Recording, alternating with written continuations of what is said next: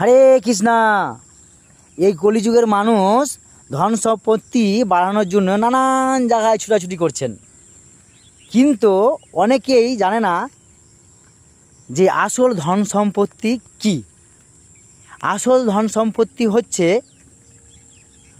হরিনাম সংকীর্তন, কৃষ্ণ নাম, ভাগবত গীতা, সাধু সঙ্গ, ভগবানের সেবা পূজা আর ভগবানের নাম জপ।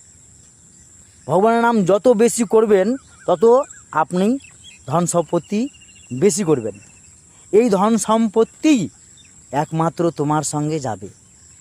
আর বাকি যে ধন সম্পত্তি আছে, টাকা পয়সা, বাড়ি গাড়ি, স্ত্রী স্বামী, ছেলে মেয়ে, আত্মীয় স্বজন, যত কিছু আছে কিছুই তোমার সঙ্গে যাবে না।